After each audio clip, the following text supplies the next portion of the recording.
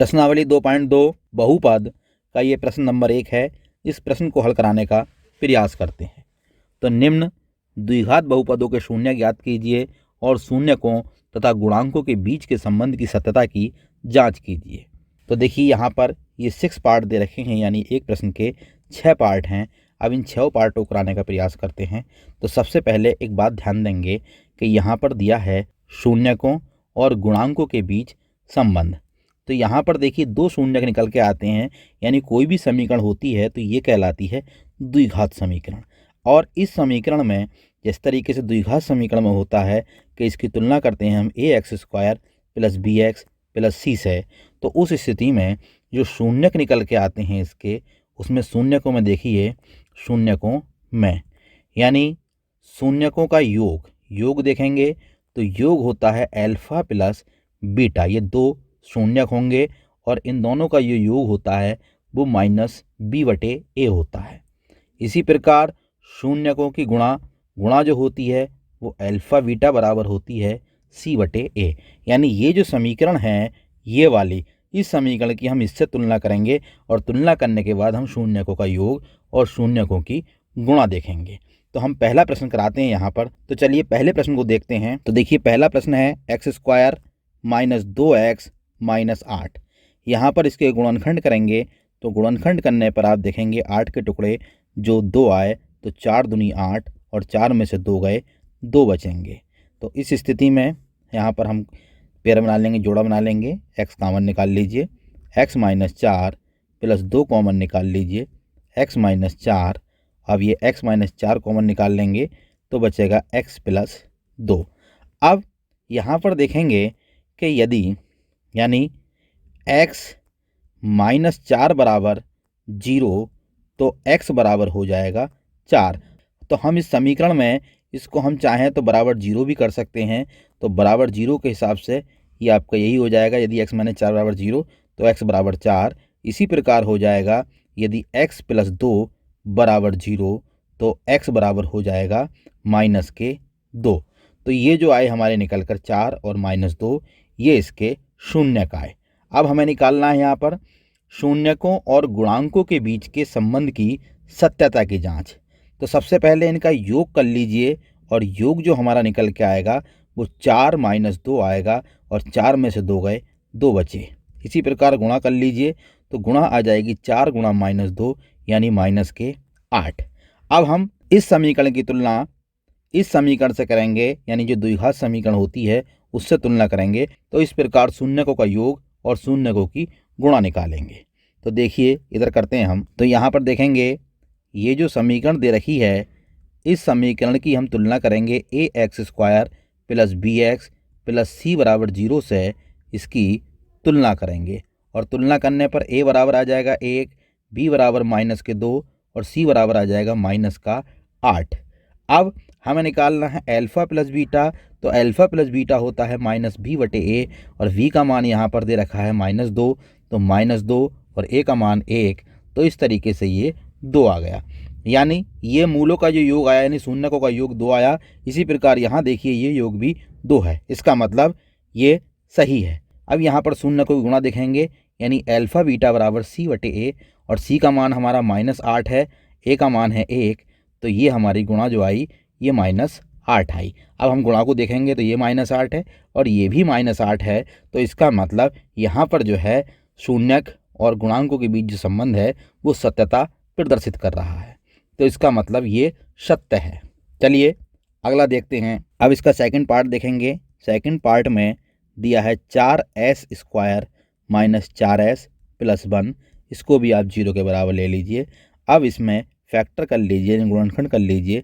तो 4 के टुकड़े 2 दूनी 4 और 2 मिलकर 4 हो जाएंगे। तो इस तरीके से ये इसके गुणनखंड आ जाएंगे। जोड़ा बना लीजिए, 2s कॉमन, यहाँ बचेगा s - 2s - 1, यहाँ -1 कॉमन निकाल लीजिए। 2s - 1 बराबर 0, यहाँ पर 2s - 1 और दूसरा आ जाएगा 2s - 1 बराबर 0। तो दोनों एक ही मान निकल के आए, तो इसलिए जो है हम लिखेंगे यदि 2s - 1 बराबर 0 तो s बराबर हो जाएगा 1/2। इसी प्रकार इधर भी देखिए कि यदि 2s - 1 बराबर 0 तो s बराबर हो जाएगा 1/2, यानी s के केवल एक ही मान निकल के आएगा 1/2। तो यहाँ पर यदि हम योग निकालते हैं इनका, तो योग आ जाएगा 1/2 प्लस 1/2 मिलकर 1 आ जाएगा। और यदि इनकी गुणा करते हैं तो गुणा 1/2 गुणा 1/2, यानी 1 की गुणा 1 1 आएगी और 2 की 2 से 4 हो जाएगी, यानी 1/4। अब हम यहाँ पर देखेंगे कि शून्यकों और गुणांकों के बीच जो संबंध है उसकी सत्यता की जांच करनी है। तो हम फिर इस समीकरण की जो है तुलना करेंगे, जो द्विघात समीकरण वाली समीकरण है, ax² plus bx plus c बराबर 0 से तुलना करेंगे। तो यहाँ x² या s कुछ भी मान लीजिए, इसे आप s भी मान सकते थे, यानी as² plus bs plus c बराबर 0 हो जाता है। तो हमें केवल इसके गुणांक देखने हैं, तो a बराबर 4, b बराबर -4 और c बराबर 1। अब हम योग निकालेंगे, यानी अल्फ़ा प्लस बीटा, और अल्फ़ा प्लस बीटा बराबर होता है -b/a। अब v का मान दे रखा है यहाँ पर -4 और a का मान भी 4 है। इसे हल करेंगे माइनस प्लस 4/4, 4 एकम 4, यानी अल्फ़ा प्लस बीटा का जो वैल्यू आई वो 1 आई। अब इसी प्रकार अल्फ़ा बीटा निकालेंगे, यानी गुणा, ये होती है c/a, और c का मान 1 और a का मान 4, तो गुणा 1/4 आई। तो यहाँ पर देखेंगे योग जो आया ये 1 आया, इधर भी योग 1 है और यहाँ गुणा 1/4 है, यहाँ भी गुणा इनकी 1/4 है। इस प्रकार इनके बीच जो है वो संबंध जो है वो सही है। चलिए अगला देखते हैं। अब इसका थर्ड पार्ट देखेंगे। थर्ड पार्ट में देखिए 6x² - 3 - 7x, इसको सही करके लिख लीजिए, यानी सीधे क्रम में लिख लीजिए, तो ये आ जाएगा 6x² - 7x - 3। यहाँ पर 6 तिया 18 और 18 के टुकड़े जो 7 आए, तो 18 के टुकड़े हो जाएंगे 9 दूनी 18 और 9 में से 2 गया, 7 बचा। तो यहाँ पर पेयर बना लीजिए, यहाँ जोड़े में से कॉमन लेंगे 3x, यहाँ बचेगा 3 दूनी 6, 2x - 3, यहाँ पर एक कॉमन निकाल लीजिए 2x - 3। अब ये 2x - 3 हो जाएगा और यहाँ हो जाएगा 3x + 1। इसी प्रकार यदि 2x - 3 बराबर 0, तो x बराबर 3/2, और यहाँ आ जाएगा यदि 3x + 1 बराबर 0, तो x बराबर -1/3। अब यहाँ पर योग कर लेंगे, तो योग में देखेंगे आप 3/2 प्लस -1/3, 3/2 - 1/3।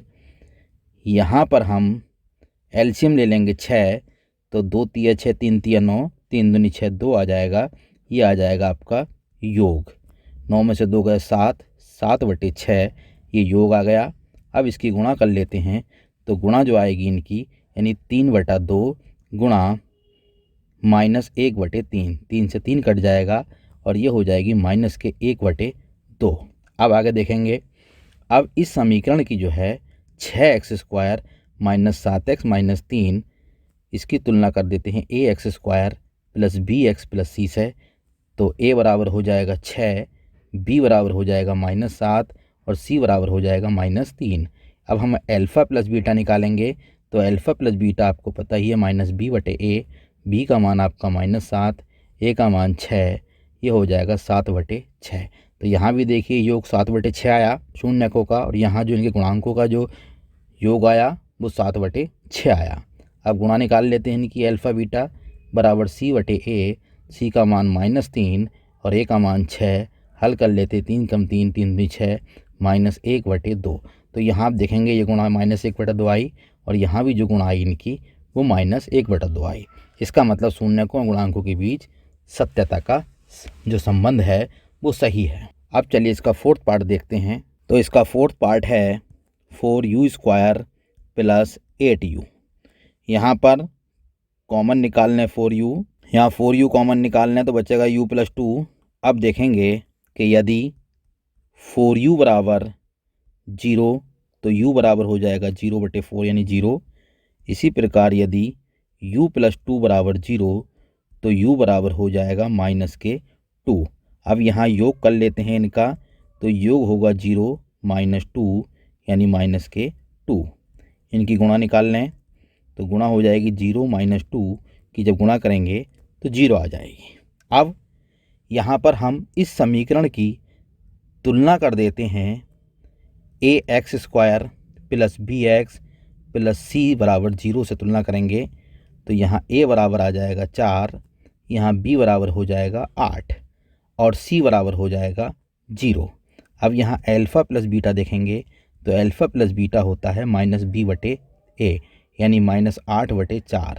हल कर लें, 4 दूनी 8, माइनस के 2 आ जाएगा तो माइनस के 2 ये रहा योग, और इसी प्रकार योग यहाँ पर माइनस के 2 रहा।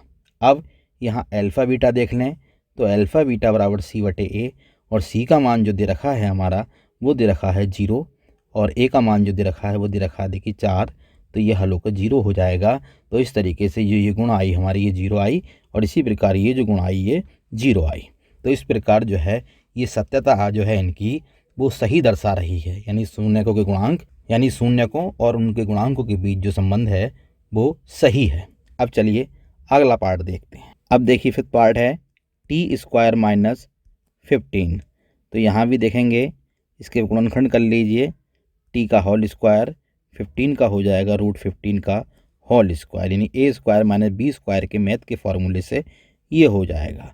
इसमें एक बार इसको प्लस में कर लीजिए और एक बार इसको माइनस में कर लीजिए। तो यहाँ हो जाएगा यदि t + √15 बराबर 0 तो t बराबर -√15।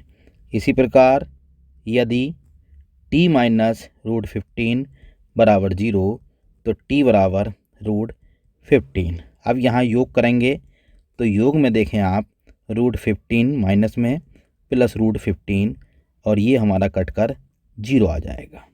अब इसकी गुणा करेंगे तो गुणा में देखिए -√15 गुणा √15, और जब 2 रूट हैं तो 2 रूट की गुणा करते हैं तो पूरा एक नंबर आ जाता है, और ये माइनस लग रहा है तो माइनस ऐसे ही आ जाएगा।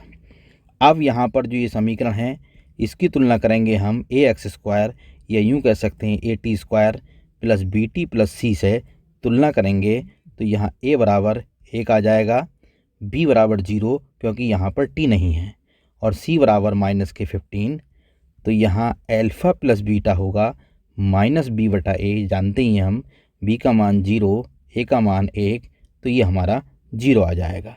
तो यहाँ जो योग 0 आया, इसी प्रकार यहाँ पर योग 0 आया। अब गुणा देख लेते हैं, अल्फ़ा बीटा बराबर होता है c/a, और c का मान -15, a का मान 1, तो -15 आ गया। इसका मतलब यहाँ पर जो गुणा आई वो बराबर आई। तो इस प्रकार जो इनका संबंध है वो सही है। अब चलिए लास्ट पार्ट देखते हैं इस क्वेश्चन का, 6 पार्ट, 3x² - x - 4। तो यहाँ पर भी फैक्टर कर लेंगे इसके, 3 चौक 12, और 4 में से 3 गया तो 1 बचेगा, यहाँ पर कॉमन निकाल लीजिए x, बचेगा 3x - 4, यहाँ 1 कॉमन निकाल लीजिए 3x - 4, ये कॉमन निकाल लीजिए 3x - 4 और x + 1। अब देखेंगे यदि 3x - 4 बराबर 0 तो 3x बराबर हो जाएगा 4 और x बराबर 4/3। इसी प्रकार यदि x + 1 बराबर 0 तो x बराबर -1। अब यहाँ पर योग निकालना है हम इनका, तो योग देखेंगे हम 4/3 - 1, हल करें 3 × 3, 4 में से 3 गया 1/3, और यदि हम इनकी गुणा कर रहे हैं तो गुणा जो इनकी आएगी 4/3 गुणा -1, यानी माइनस के 4/3। अब इस समीकरण की तुलना हम कर देते हैं ax² + bx + c से। तो a बराबर 3, b बराबर -1, c बराबर -4। अब यहाँ अल्फ़ा प्लस बीटा निकाल लेते हैं, तो अल्फ़ा प्लस बीटा -b/a होता है, और v का मान 1 है माइनस का, a का मान 3 है, तो माइनस और माइनस प्लस 1/3 ये हमारा अल्फ़ा प्लस बीटा आ जाएगा। तो यहाँ भी देखिए योग 1/3 आया, और ये अल्फ़ा प्लस बीटा भी हमारा 1/3 ही निकल कर आया। अब अल्फ़ा बीटा निकाल लेते हैं, तो अल्फ़ा बीटा c/a होता है, और c का मान -4, a का मान 3, तो ये हो जाएगा -4/3, और यही हमारा इधर आया है -4/3, और यही हमारा -4/3 इधर आया है।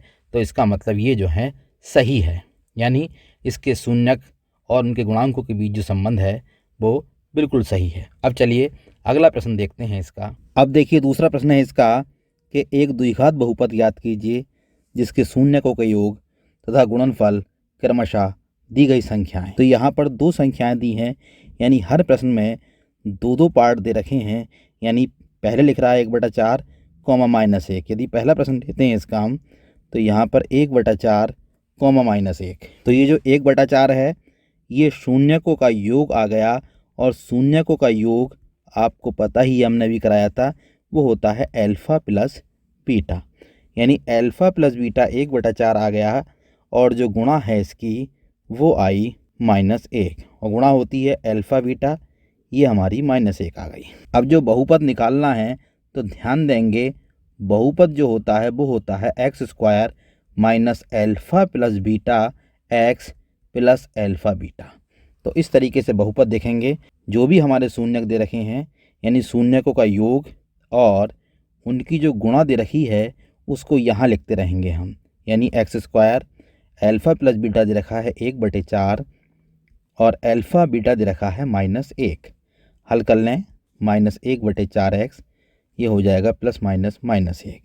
यहाँ पर हम 4 एलसीएम निकाल लें तो ये हो जाएगा 4x² माइनस x माइनस 4। इस 1/4 को बाहर ले लें, 4x² माइनस x माइनस 4। इस 1/4 को छोड़ दें तो ये 4x² माइनस x माइनस 4 जो आया हमारा, ये बहुपद आया। चलिए सेकंड पार्ट देखते हैं। सेकंड पार्ट में इसके √2 और 1/3 दे रखा है। अब फिर वैसे ही देखेंगे, यानी अल्फ़ा प्लस बीटा √2 और अल्फ़ा बीटा जो है वो 1/3 है। यहाँ पर बहुपद लिखेंगे, द्विघात बहुपद, और इसमें हम वैल्यू लगा देंगे। यानी अल्फ़ा प्लस बीटा की वैल्यू √2 और अल्फ़ा बीटा की 1/3। इसी प्रकार यहाँ 3 एलसीएम लेंगे, 3x² माइनस 3 √2x प्लस 1/3 बाहर ले लें, ये हो जाएगा 3x² माइनस 3 √2x प्लस 1। तो ये हमारा द्विघात बहुपद आ गया। चलिए थर्ड पार्ट देखते हैं। थर्ड पार्ट में जो हमारा दे रखा है 0 और √5 है, तो अल्फ़ा प्लस बीटा आया 0 और अल्फ़ा बीटा हमारा √5। यहाँ देखेंगे x² minus alpha beta x plus alpha beta. Alpha plus beta है 0 और अल्फ़ा बीटा जो है वो √5 है, तो ये 0 से गुणा करेंगे 0 ही आएगा, √5, तो ये हो गया x² प्लस √5। तो इस तरीके से ये हमारा द्विघात बहुपद आ गया। अब चलिए फोर्थ पार्ट देखते हैं इसका।